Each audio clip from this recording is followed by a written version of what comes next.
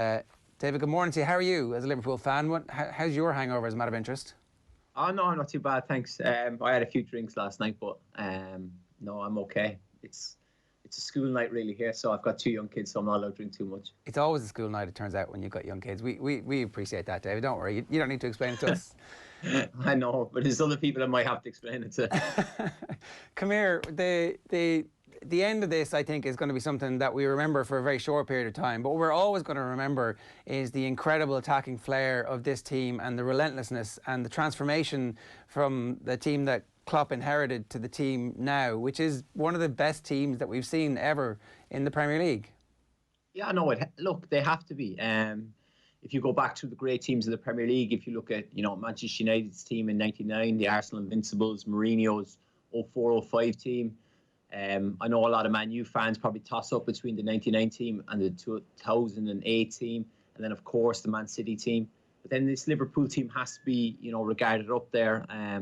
What an achievement for them, I just heard you talking to Graham there about getting over the final hurdle. It's always been that last kind of step, and then obviously with this pandemic, we all were in doubt whether or not Liverpool would be able to win it. But this team, I don't think they'll be remembered for all of them. It won't be just the front three. It'll be the midfielders, of course, the defence. You look at the fullbacks, and then the goalkeeper. It's, I saw Jurgen Klopp talking last night, and it's just the group they have. It's a very special group, and you can see the togetherness of them. The videos are obviously coming out because they were all in a hotel last night celebrating together. They watched obviously Chelsea and Man City, but it's a remarkable team, and I think it will be a team that will be remembered.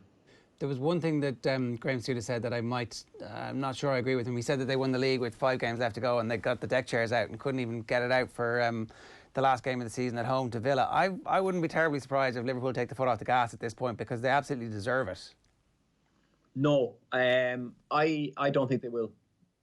Like, you've got to think, I spoke to Nathan yesterday for 5 minutes on the phone, and we were just saying, like if imagine if Man City, obviously lost last night, and then Liverpool play Man City next week, and then Man City were to beat Liverpool. I can guarantee you, like this morning, they'll still be kind of celebrating. Obviously, they don't have a lot of drinkers in the team.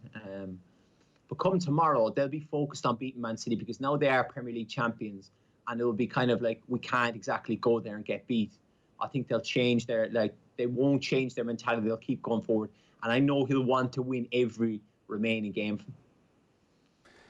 It's a weird drive that they still have that, Nathan, to want to just ram it home at this point. But maybe, again, that's like when you're the big dog, you keep proving it.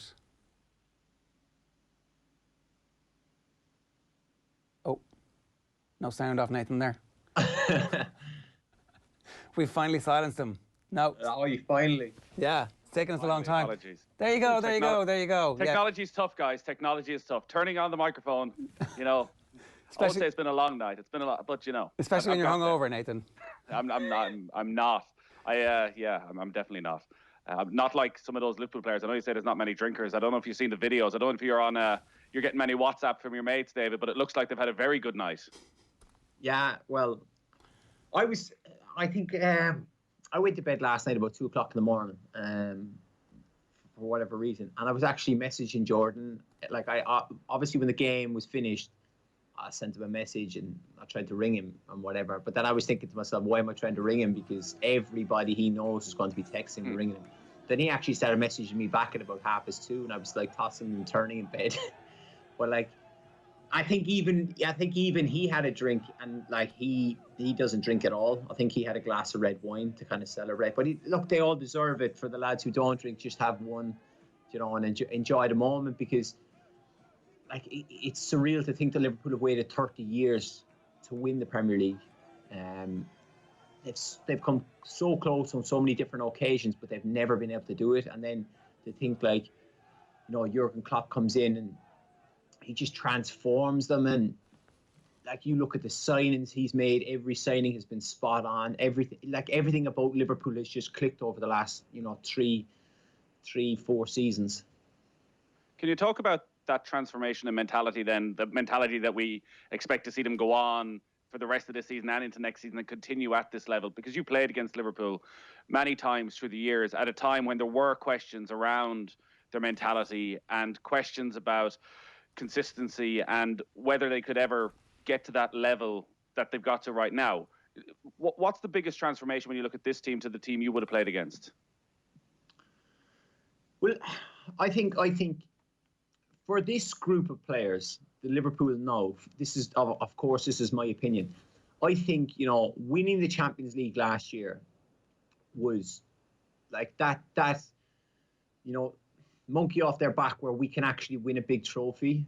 They've always, like, if you go back, it'd have been obviously 2005 when they'd last won the Champions League. I know they'd won some, FA Cups and whatever in between, but they won a big trophy, which gave them the lift that we can actually do it. They've always, you look at the year before, they'd lost the Champions League final to Real Madrid. The year before that, they lost the Europa League. They'd always been like close, and Jurgen Klopp's teams have been close. But once they had gotten that taste of silverware, you just knew that they would kick on from it, because obviously winning drives, like, you become more hungry. There's that drive for success, and once they'd gotten that, I think they were like, they're craving more and more. And like, you can be like, look, next year is going to be even more difficult for them, but now they have that taste of winning the Premier League. You can guarantee that, Jurgen Klopp will sit down, obviously, when this season is finally wrapped up, and he'll probably identify one or two players. Obviously, they have lads out of contract. They'll, they won't change a lot, but they'll be hungry to win it again. And that's going to be the challenge for this team now, that, if you want to be regarded as one of the greatest Premier League teams, they're going to have to go and win 2-3 Premier League titles over the next 4 or 5 years. But I do believe the team is hungry. You look at, the age of them. Obviously, goalkeepers play till the late 30s, which is fine. Van Dijk is about 29. The two fullbacks are, obviously Trent is 21. Andy Robertson's 26, 27. Joe Gomez is 21, 22. Like, and then the front three are all young. So, like, they have the squads, the depth. Youth is on their side. They can go and win the Premier League for the next 3-4 seasons comfortably. You could see the emotion on Jordan Henderson's face last night when he was being interviewed, when Jamie Carragher was talking about the moment that will come in the next few weeks when he lifts that Premier League trophy. You've probably known him, 15 years at this stage. Mm-hmm. Just how seriously does he take that role of being Liverpool captain? What does it mean to him? Well, I think for anyone who watched the interview last night, right, you could see obviously how delighted, Jamie Carragher is, being a Liverpool legend, played so many games. He turns to Jordan and says, like, Jordan, you're going to have a drink tonight.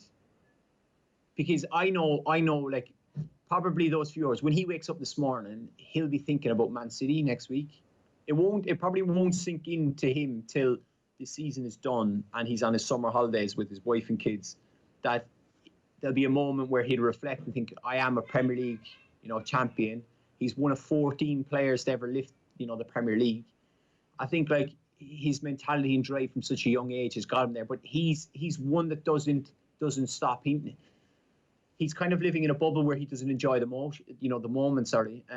He'll be thinking about Man City now. And the times you've interviewed him, he's been interviewed by Sky, BT, whatever. He's always said it's the next game. It's the next game. And even like last night, it's hard for even him to admit, like, we're Premier League champions. He wants, like, do you know what I mean? I know that's why I said the Jurors second ago, the drive from them now to be go and beat Man City and go and try and win every single game, like, because they'll have that thing, well, we're champions now. Let's show everyone why we're champions.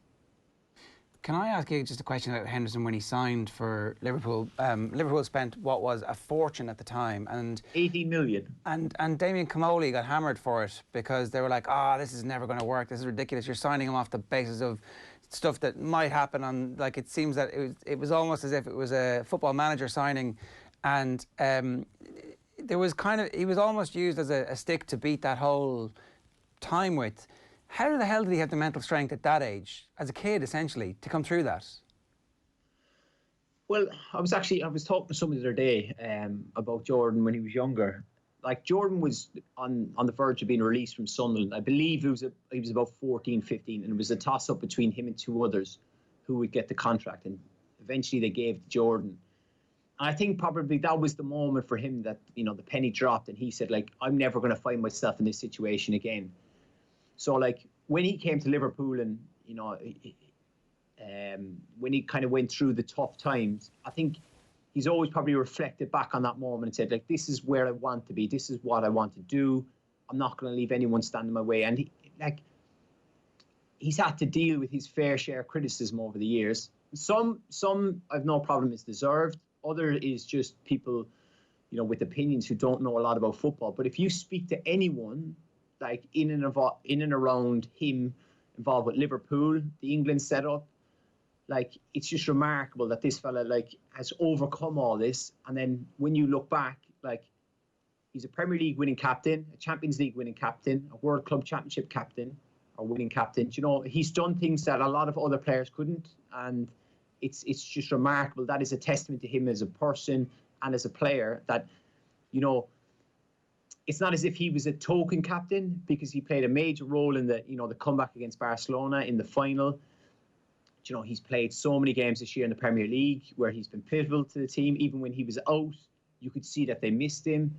And, like, you know, you look at the World Club Championship, you know, the semi-final against Monterrey, you know, their manager came out and said he was the best midfielder in the world, which I think is a bit over the top. I think he's very good, but he isn't that good.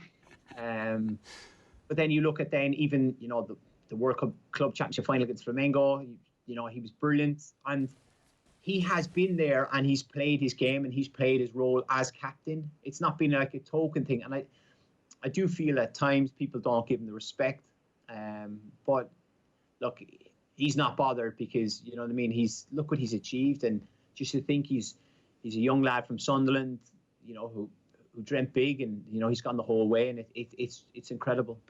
Let me play you this, because you were obviously on commentary duty for us with Nathan at Anfield when the Spurs game happened. You were obviously... Oh, he scored. Both of us a lucky charm. Both of you were a lucky charm from him. And I think there might be a player rating in the middle of this. Have a look. It's time for David Meyler's player rating. 2 weeks ago, we were at St James's Park. Kieran Clark hadn't played a Premier League game since January and kept Manchester United scoreless. And he gave him 8 out of 10. He got his goal. What are you giving him? 8.5. No. What did he lose the 1.5 for? He didn't score the winner, did he? Harsh, yeah. harsh. Well, it's harsh, but it's fair. Do you think he's going to do all right as a pundit? If you asked him, could he have done more in the game? If he could have done more in that game, he would have said yes. Yeah, of course. I can do more and do better, of course. I'm very critical. So that's a generous score for us, I think. But will he do well as a pundit? I think he'll do very well. He's got the gift of the gab. Hopefully I'll see him a lot more on telly. You're good with your time. Thanks a lot, George. Hey, that could have gone either way there. He was sizing that up. Yeah. I don't know. Maybe an 8.5 was a bit generous, because I like Nathan will tell you. This is just so, like, obviously, me and Nathan were after the game, we're sitting outside. We're waiting for players to come by and in the mix zone. And I turned to Nathan and I was like, kind of like, geez, I don't know how you guys do this, because, like, I've been on the other side where you're playing, you're thinking I can't be bothered to stop. But when you're on the mix zone side as a press, you're desperate to try and grab someone. And, like, we could always, and Nathan will tell you, all the games we went to Liverpool, there was Jordan and Adam Lallana, you could always count on. I'd say, I'll get one of them for you, Nathan. That one of them will do it. And even after that, we did that. Jordan took us into the players' lounge where we actually sat down. He was having dinner. Nathan was there, and he'll tell you, the lads were having food or whatever. And then I'll never forget it. I was looking straight at Jordan, and there was a telly on the left. Sky Sports was on. It was showing the goal back, and I said to Jordan, like, I went, oh, it's come off your shin. You've mishit it. Like, you know, it's not a clean volley. That was the goal against Tottenham. And I remember Jurgen Klopp then was there, and he went, oh, you were a top striker, Meyler. You were top striker. I was like, oh, jeez. Like, and even like, it's as weird as it is. I don't know. Like, I kind of like feel uncomfortable not that I feel uncomfortable, when I'm with people like Jurgen Klopp. They all call him boss, so I call Jurgen Klopp boss. Even though, like, I'm not his player. Like, I know him through Jordan or whatever. I just call him boss because they all do, and I don't know what to call him. I'm not going to call him Jurgen, am I? So no, but you know, it's like Nathan will tell you, like, it's just when you're like, when we were there and we're covering the games that are off the ball and that, like we get treated with so much respect. Everyone's so good to us. Everyone's so nice, and we get looked after. And it's like, I'm not saying that other clubs don't do that, but like it's just a good feel factor in that club, and that's why I'm so happy for him, and I'm so happy for the other lads I know, and like especially the manager. They've deserved it. The city of Liverpool will be probably wild for the next year. It's just remarkable. What's the atmosphere like when Klopp is around? Because it sounds like Klopp is standing there and you're actually having a bit of crack after a game. Yeah, no. Just I'll stop him there because I don't think you realised at the time Klopp was actually there, because we were sitting, as you say, rather brilliantly straight after the match, giving a deep analysis to Jordan Henderson, how he got very lucky with his goal, bringing him right back down to earth.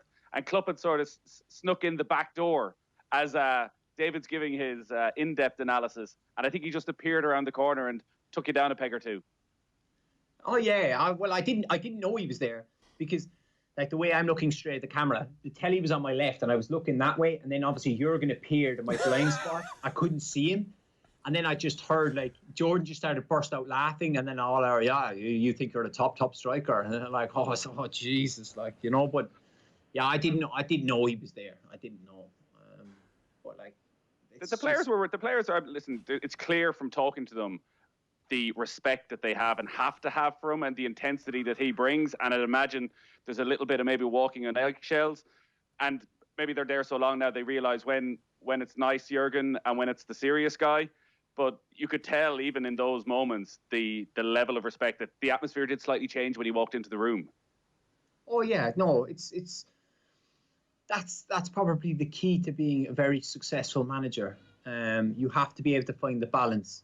There has to be like you look at probably like Sir Alex Ferguson, Steve Bruce. Obviously, I worked so long with Steve Bruce as a manager, and he always spoke so highly about Steve Bruce. And there's even been times when you've heard Roy Keane talk about it, where Steve Bruce, Brian Robson, those were having cups of tea with Sir Alex. I imagine with Jurgen Klopp, it's a bit similar in the sense that he has that relationship with, all the players. He wants to get to know them personally, wants to know their wives, how many kids they have, what their kids called. So he has that affectionate touch.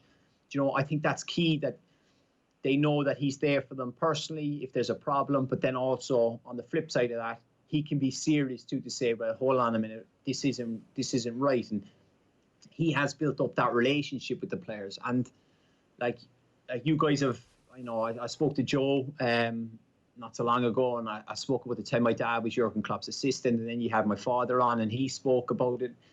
But like even for after the Champions League final, I was lucky enough to go to the after party, and like I said, Jurgen Klopp asks about my father, which like it's just testament to the type of fella he is, that he remembered my father from just when he was his assistant. And then my dad never told me the in-depth chat they had about hurling and everything, getting into all the details. But it just shows you the type of fella he is, that he cares. He genuinely does care.